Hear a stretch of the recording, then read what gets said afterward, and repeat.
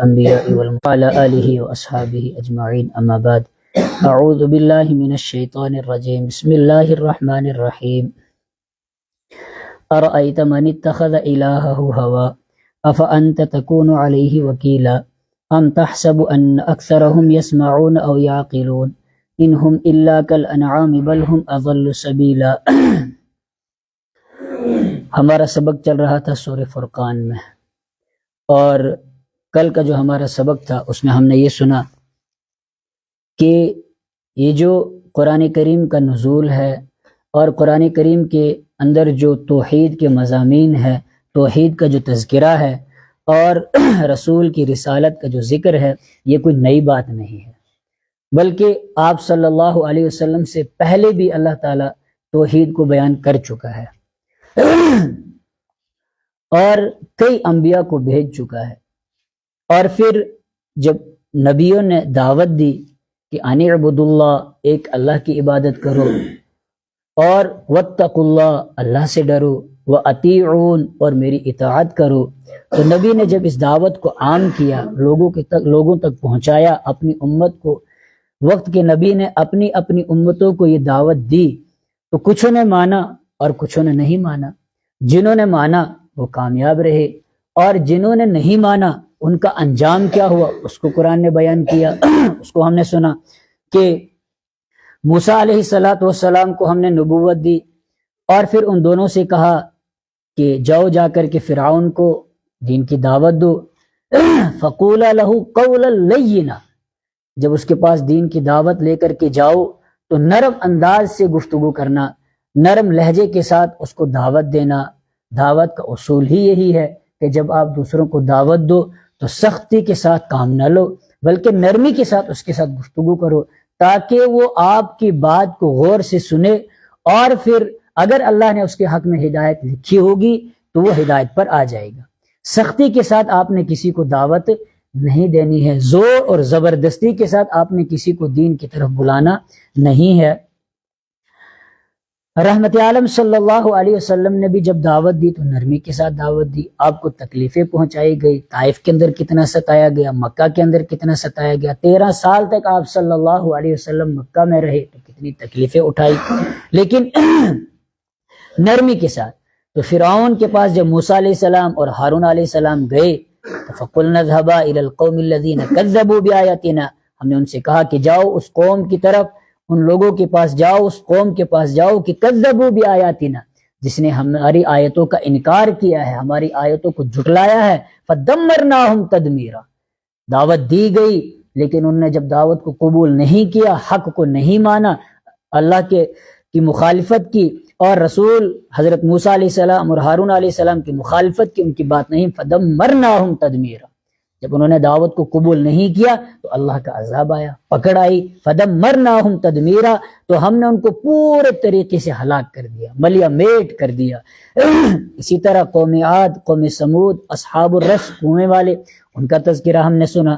اور اسی طرح پھر حضرت لوط علیہ السلام کی قوم کا تذکرہ گزرا. اس کو یوں بیان فرمایا کہ وَلَقَدْ أَتَوْا عَلَى الْقَرْيَةِ الَّتِي أُمْطِرَتْ مَطَرَ السَّوْءِ، کہ یقیناً یہ آئے، مکہ والے گزرے اس بستی کے اوپر سے جن کے اوپر بری بارش برسی تھی، پتھروں کی بارش برسی تھی. اور پتھر بھی کیسے تھے؟ اللہ تعالیٰ نے ان کی زمین کو اوپر کا حصہ نیچے کر دیا. فَلَمَّا جَاءَ أَمْرُنَا جَعَلْنَا عَالِيَهَا سَافِلَهَا، زمین کے اس حصے، اوپر کے حصے کو نیچے، نیچے کے حصے کو اوپر کر دیا. اور پھر ان کے اوپر پتھروں کی بارش برسی. اور پتھر بھی کیسے تھے؟ منضود، تہ بتہ لگے ہوئے پتھر تھے. اور پھر کیسے؟ مُسَوَّمَةً عِندَ رَبِّكَ، تیرے رب کے پاس وہ نشان لگائے ہوئے تھے، یہ فلاں بندے پر گرے گا، یہ فلاں بندے پر گرے گا، یہ فلاں بندے پر گرے گا. اور پھر کفار مکہ کو کہا جا رہا ہے کہ وَمَا هِيَ مِنَ الظَّالِمِينَ بِبَعِيدٍ، کہ یہ جو مکہ کے ظالم ہیں یہ ان بستی والوں سے کوئی زیادہ دور نہیں رہتے ہیں، بلکہ قریب میں ہی ہیں.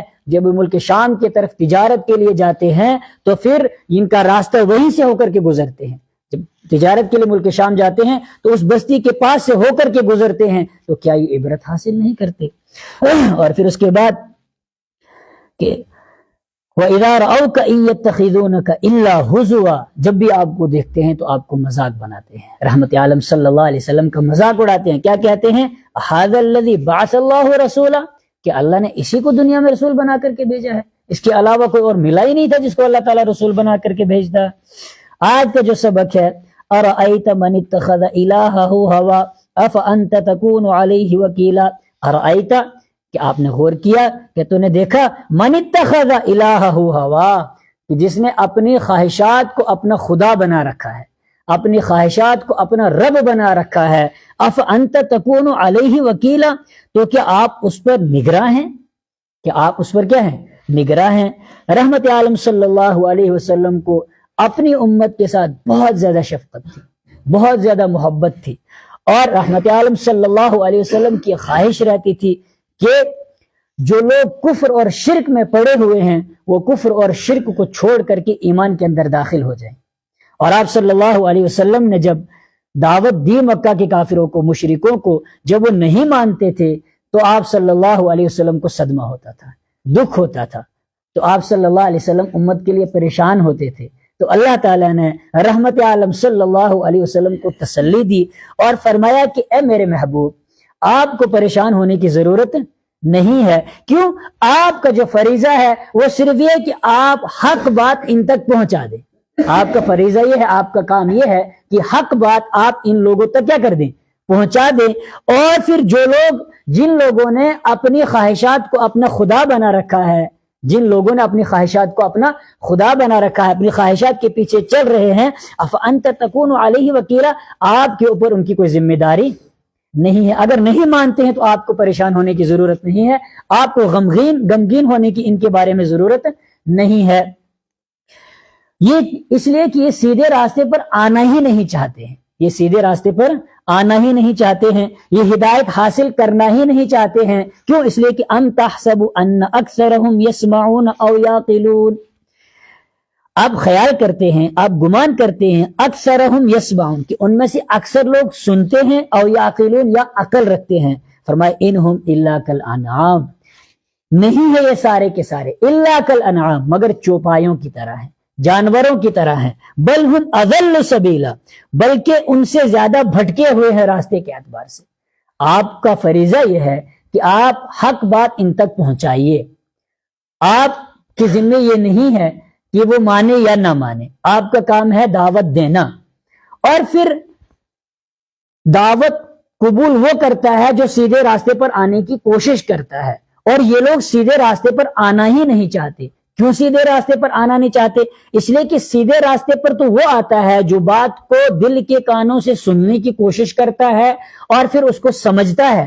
اور کفار مکہ کا حال تو یہ ہے کہ یہ تو بات کو سننا ہی نہیں چاہتے، یہ تو سنتے ہی نہیں ہیں. کیا کہتے ہیں؟ وقال الذین کفروا لا تسمعوا لهذا القرآن، کافر کہتے ہیں کہ اس قرآن کو سنو مت. والغوا فیہ، جب قرآن سنایا جائے تو تم شور مچاؤ. انگلیوں کانوں کے اندر کیا کر دیتے تھے؟ انگلیاں بھر دیتے تھے، قرآن کو سنتے ہی نہیں تھے. لعلکم تغلبون، شور اس لیے مچاؤ تاکہ تم غالب آ جاؤ. کفار مکہ ایک دوسرے کو کہتے تھے کہ شور مچاؤ تاکہ قرآن سن نہ سکو. جب قرآن سن نہیں سکو گے تو غالب تم آؤ گے، محمد کی جماعت ناکام ہو جائے گی. تو اللہ نے اسی کو فرمایا کہ ہدایت پر تو وہ آتا ہے جو بات کو سنتا ہے، سننے کی کوشش کرتا ہے اور سمجھتا ہے اور سمجھنے کی کوشش کرتا ہے. یہ نہ بات کو سنتے ہیں اور نہ بات کو سمجھتے ہیں. یہ تو جانوروں کی طرح ہے. یہ کس کی طرح ہے؟ جانوروں کی طرح ہیں. اولئک انہم الا کالانعام، یہ تو جانور ہیں. بلکہ یوں کہو کہ بل ہم اضل، جانوروں سے گئے گزرے ہیں، جانوروں سے بھی آگے نکل چکے ہیں. کیوں؟ اس لیے کہ جانور اپنے مالک کی بات سنتا ہے، جانور اپنے مالک کا احسان مند رہتا ہے. لیکن یہ جانوروں سے آگے نکل چکے ہیں، اللہ کی نعمتیں کھا کھا کر کے اللہ کی ناشکری کر رہے ہیں، اللہ کے ساتھ شرک کر رہے ہیں، انکار کر رہے ہیں توحید کا بھی اور انکار کر رہے ہیں کس کا؟ رسالت کا بھی. اسی کو بیان فرمایا ان تحسبوا ان اکثرهم يسمعون او يعقلون، کہ آپ خیال کرتے ہیں، آپ گمان کرتے ہیں، ان اکثرهم يسمعون، کہ ان میں سے اکثر لوگ سنتے ہیں، او يعقلون، یا عقل رکھتے ہیں، سمجھتے ہیں. انہم الا کالانعام، نہیں ہے مگر یہ چوپایوں کی طرح، جانوروں کی طرح. بل ہم اضل سبیلا، بلکہ زیادہ بھٹکے ہوئے ہیں راستے کے اعتبار سے. جانوروں سے بھی کیا ہیں؟ یہ آگے نکل چکے ہیں. اس کے بعد فرمایا الم تر الی ربک کیف مد الظل ولو شاء لجعلہ ساکنا۔ یہاں سے آگے اللہ رب العزت اپنی قدرت کاملہ کی نشانی کو بیان فرما رہے ہیں کہ اگر انسان غور کرے، اللہ تعالیٰ کی ان قدرتوں پر غور کرے، تو پھر ان میں سے ہر ایک چیز اللہ تعالیٰ کی توحید پر واضح دلیل ہے۔ کیا ہے اللہ کی قدرت کی نشانیاں؟ فرمائے الم تر الی ربک کیف مد الظل، کیا تو نے نہیں دیکھا اپنے رب کی طرف؟ کیفا کیسے، مد الظل اس نے کھینچا سائے کو، اس نے سائے کو کس طرح کھینچا؟ ولو شاء جعلہ لجعلہ ساکنا، اگر اللہ تعالیٰ چاہتا لجعلہ تو اس کو بنا دیتا ساکنا، ایک جگہ ٹھہرا ہوا، ایک جگہ سائے کو کیا کر دیتا اللہ تعالیٰ؟ ٹھہرا دیتا۔ ثم جعلنا الشمس علیہ دلیلا، پھر بنا دیا ہم نے سورج کو اس پر دلیل، رہبر اور رہنما۔